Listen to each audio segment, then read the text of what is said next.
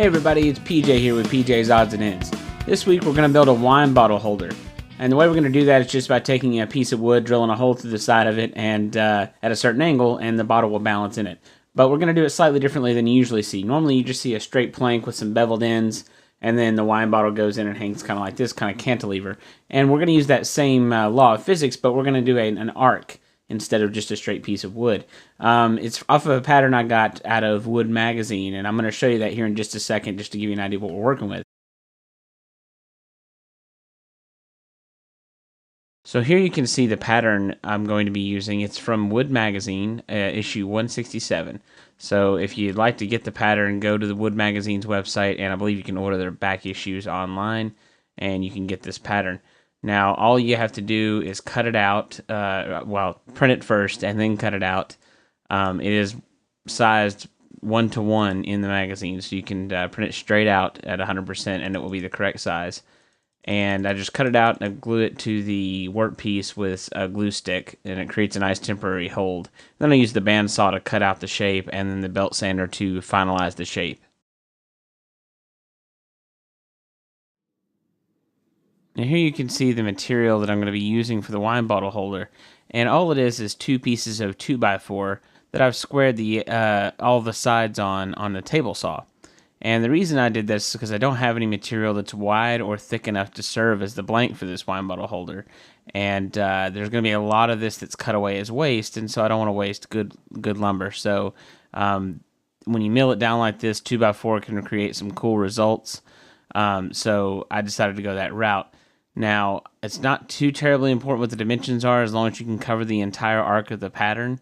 But basically, this should give me, I've milled this down to about 3 inches wide on each of these, down to about 1 inch thick, which will give me a combined thickness of 2 inches. And then I'm going to cut it in half and glue those side by side to give me about 6 inches wide.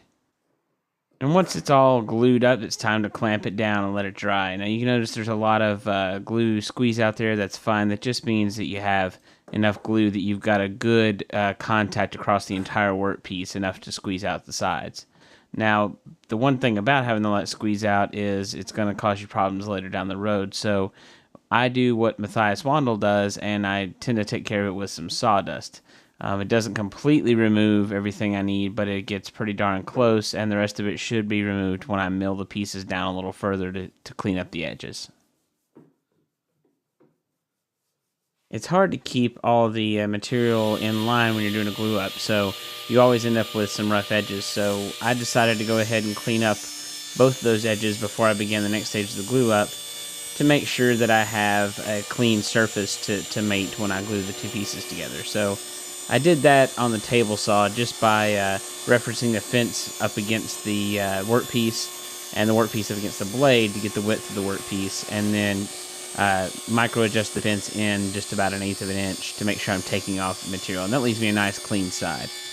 And then once that was done, I did the other side as well, and that gave me 2 good clean faces that are later going to get glued together.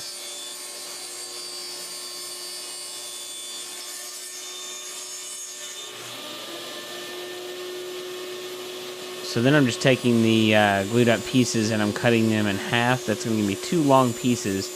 And the reason we milled up the sides to flatten them out is those pieces are going to get glued side by side to give us the width that we need on the workpiece.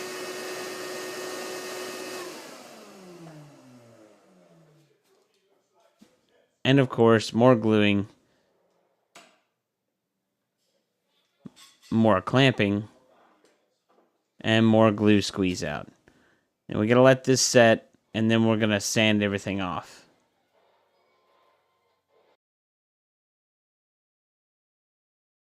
Now that we have our blank ready to go, we want to set a center line that we can reference on the template. So I'm just finding the rough center, you don't have to be too precise, and using the combination square to draw a perpendicular line across the piece in the middle. That line is going to line up against the center line that's already marked on the template.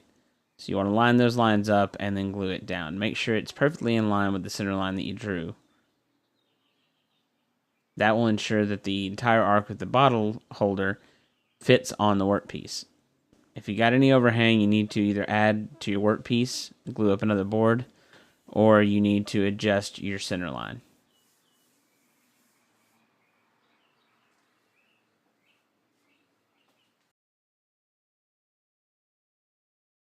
Now that we've applied the template, we can carry that center line over to the top of the piece, and the intersection of that center line and the seam between the two boards will be your center mark to drill your 1 3/8 hole.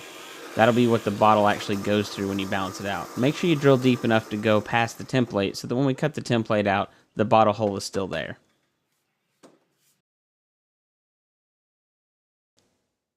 With the hole drilled, we're ready to cut out the rough shape of the final piece. And we do this on the bandsaw.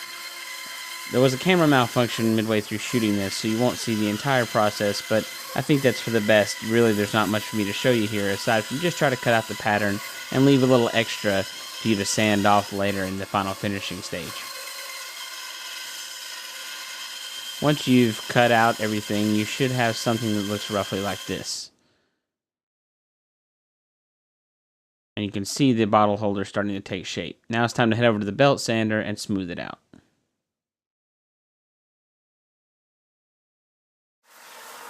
I'm going to start sanding on the outside of the arc. Be careful when you're using a belt sander, especially with a curved piece like this. You don't have a lot of good leverage, so you want to make sure that you're holding firm pressure down so you don't lose control of the workpiece. It shouldn't take too long if you cut close enough to wear the arc down to the line of the template. And then we're going to go on the inside using the edge of the belt sander and do the same thing. You want to make sure you get a nice smooth arc and that all your contour lines look fairly even.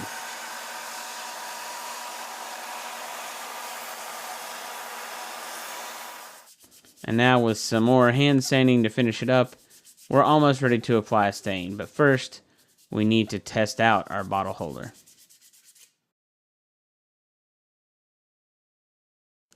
To test it, you just need a wine bottle. Just slip it through the hole that we drilled and turn the wine bottle holder on its side, on the flat side, you'll notice from the template, and it should balance in midair. And it looks like we're good, so I think we can go ahead and apply our stain and finish it up.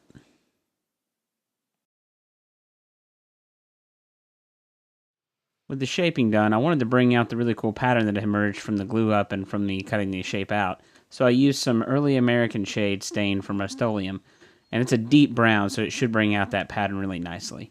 Just wipe it on pretty heavy, leave it for a few minutes, and then wipe off the excess. With that dry, I then sanded it down with an abrasive pad that's the equivalent of steel wool but synthetic. And then I wiped it down with a tack cloth to make sure there was no dust residue before I sprayed poly. A few coats of polyurethane will finish it off. I repeated the sanding and tack cloth process in between each coat of polyurethane, just to give it that sheen. Once I finished all the poly, to really bring out the shine, I buffed in some paste wax with one of the synthetic pads, and that seemed to really do the trick.